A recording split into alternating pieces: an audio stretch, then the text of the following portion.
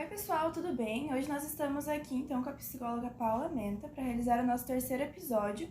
Nós somos do Clube Mentes em Pauta e eu sou a Natália. Eu sou a Lara. Eu sou a Thaís. E eu sou a Isabelle. Então nós vamos começar a nossa conversa com a primeira pergunta, que é: o que é a síndrome de burnout? Boa tarde, pessoal. A síndrome de burnout é uma síndrome atual, né? Não muito conhecida há um tempo atrás, porque ela envolve vários fatores. Então, ela é, sim, um excesso de estresse, né? Que a pessoa passa e uma exaustão também mental, física, e que leva as pessoas a ter uma carga de estresse emocional muito grande em relação ao trabalho. A nossa segunda pergunta, então, é como ela afeta as pessoas, quais são os sintomas, como ela pode se manifestar dentro do ambiente de trabalho, como na escola, por exemplo. Então, a síndrome, ela tem vários, como eu disse antes, tem vários sintomas, né? Mas os mais aparentes são o estresse, a ansiedade, a depressão, né? A insônia. A pessoa, ela fica extremamente nervosa com todos os afazeres que ela possui. Existe uma despersonalização, né, das pessoas, mas a característica principal do burnout é o estresse. E como essa síndrome é descoberta nas pessoas? Então, tem que fazer uma investigação, né? Primeiro, essa pessoa ela tem que ter consciência do que está sentindo.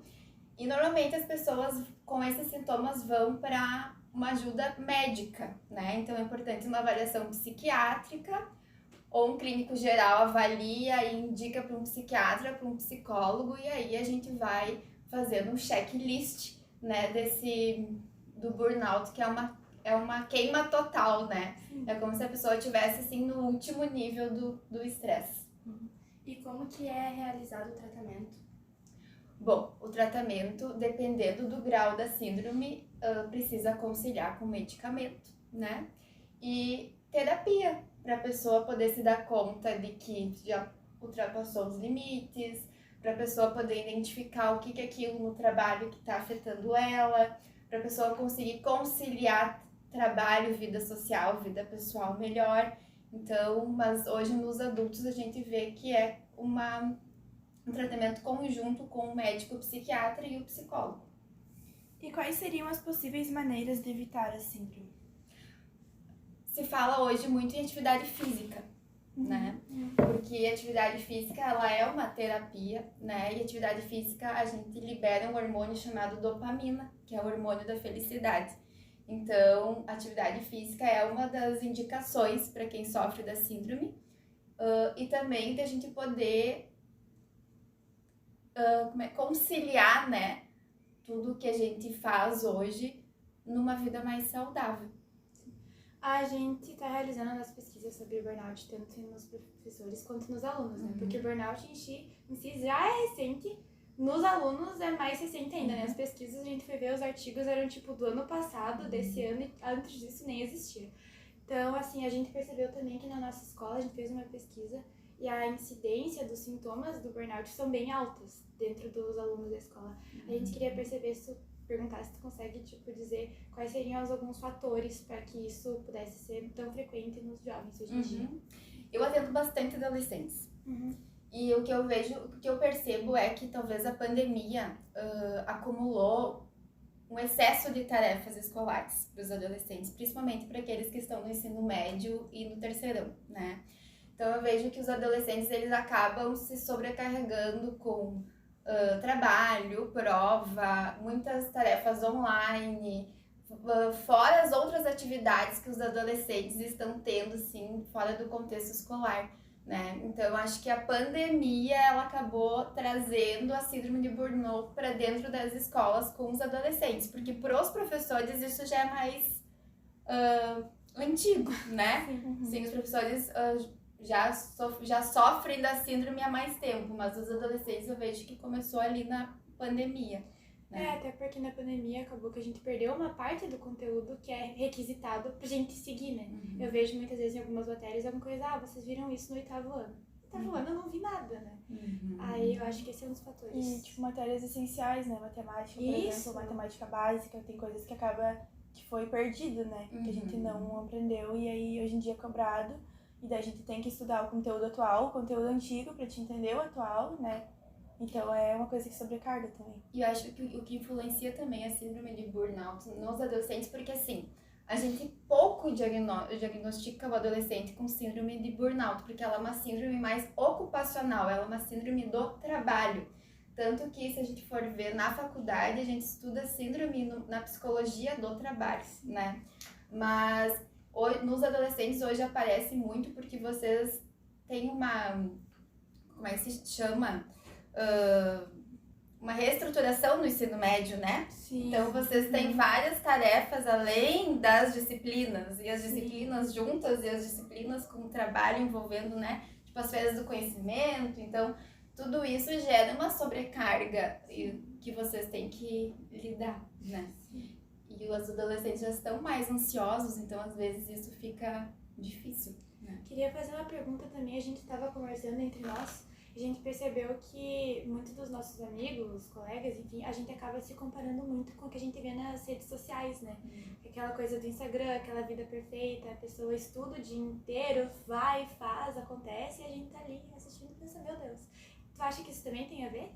Sim, porque uma das características da síndrome são 12 fatores, mas um dos fatores é a despersonalização. Então a pessoa acaba não sabendo mais o que são as coisas dela, o que são as coisas do outro, e isso influencia a comparação. E também é uma desrealização pessoal, nada satisfaz, nada é suficientemente bom.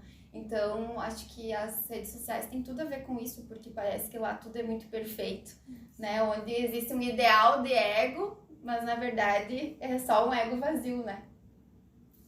E uma das coisas mais difíceis que a gente nota até conversando é justamente a gente dar o primeiro passo pra sair, né? Dessa bolha que a gente acaba criando de ficar ali sempre rolando a tela e vendo as pessoas fazendo 1001 coisas durante o dia. E às vezes tu acaba fazendo isso o dia inteiro e chega o final do dia tu se sente pior ainda justamente por ter feito isso e acaba se tornando um ciclo, né?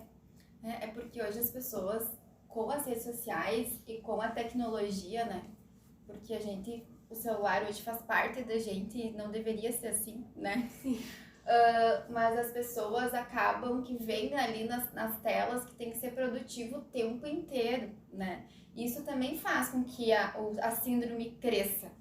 Porque, na verdade, os seres humanos não têm que ser produtivos o tempo inteiro, né? Então, vocês pensam isso, já colocam na infância, né? Às vezes, como eu atendo criança, né? A gente vê, assim, que tem que trabalhar com os pais, com os responsáveis e que não lotem a agenda de uma criança. Então, tu imagina isso vindo desde a infância, né? De que a gente tem que produzir, Então, chega uma hora que, se a gente não está preparado mentalmente, a gente chega na queima total, né? É, porque daí tu vai ter aquele teu momento de lazer e tu começa a se sentir culpado, né? Eu devia estar estudando, eu devia estar trabalhando, eu devia estar preparando uma aula e eu tô aqui perdendo meu tempo. Exatamente. Então, o melhor é que a gente consiga organizar a rotina da gente, né? Que os adolescentes tenham uma rotina, que os adolescentes tenham os horários para fazer tanto suas coisas pessoais como acadêmicas, né? E que a gente leve isso na nossa vida de adulto, né? Por exemplo, eu sou profissional autônomo e eu vejo que o profissional autônomo sofre muito com isso, né? Porque a gente que organiza a nossa agenda e a gente que, às vezes, a gente quer trabalhar mais e acaba se perdendo no espaço de vida pessoal e profissional. Então, se talvez na escola pudesse ser trabalhado isso desde o início, seria já uma das formas de a gente poder diminuir o índice da síndrome, né? O que mais que nós temos?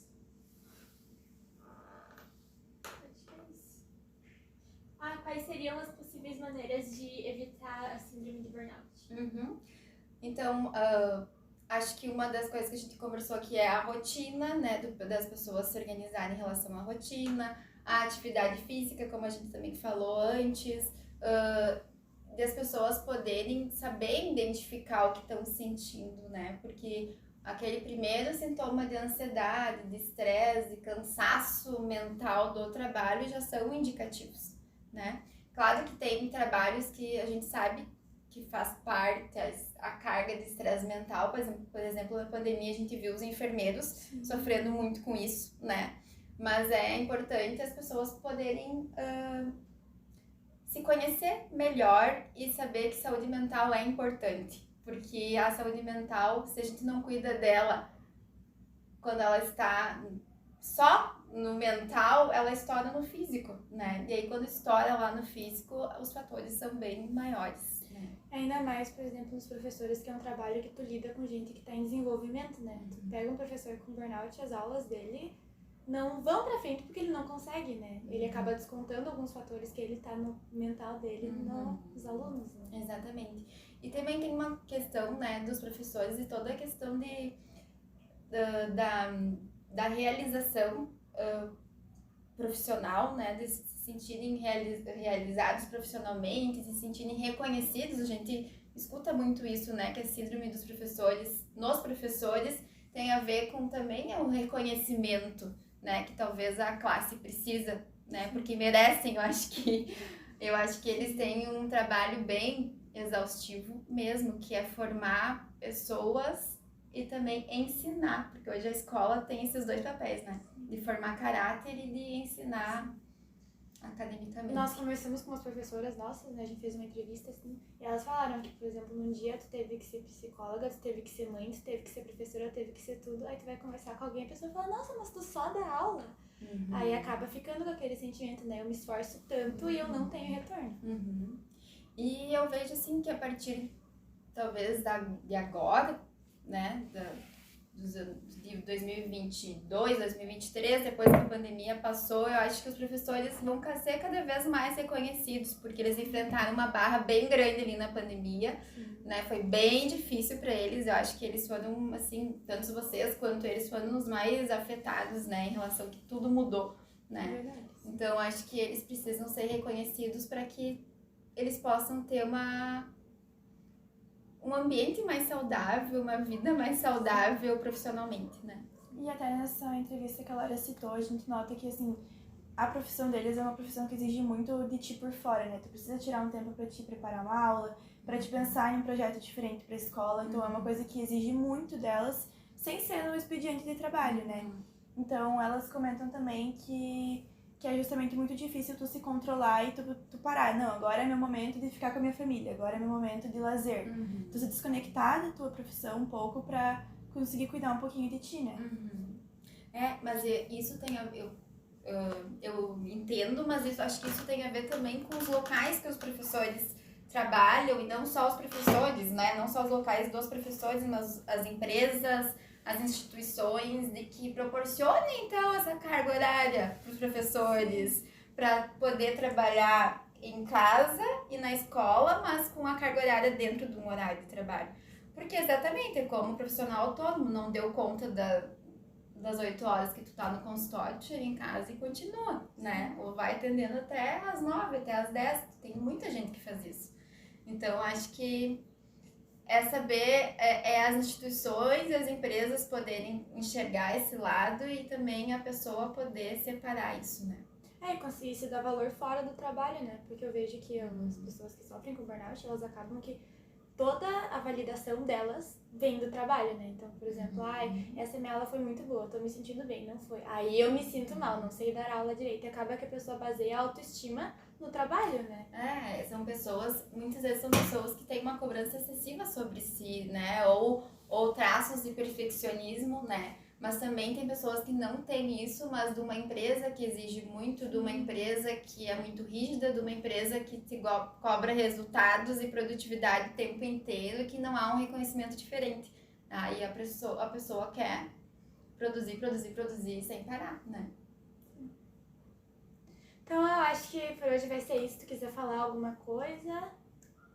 Eu acho que é isso, assim, das minhas vivências com a síndrome de burnout, eu não recebi nenhum adolescente ainda com a síndrome que eu tenha dito, você tem a síndrome, né?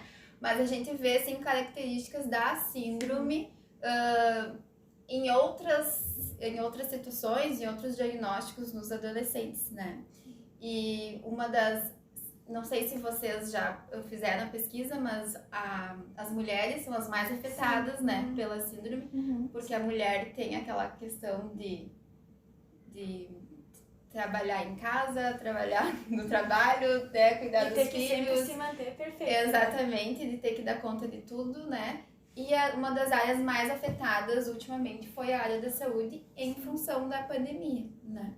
A gente pesquisou também em estudantes de ensino superior, a incidência é maior em estudantes de enfermagem e medicina também.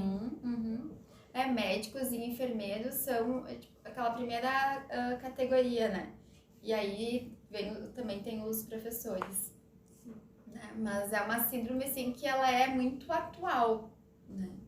Que precisa se falar mais. Quanto mais a gente fala, mais as pessoas se dão conta de que talvez eu tenho isso, talvez eu preciso procurar ajuda, né? Então é isso, muito obrigada.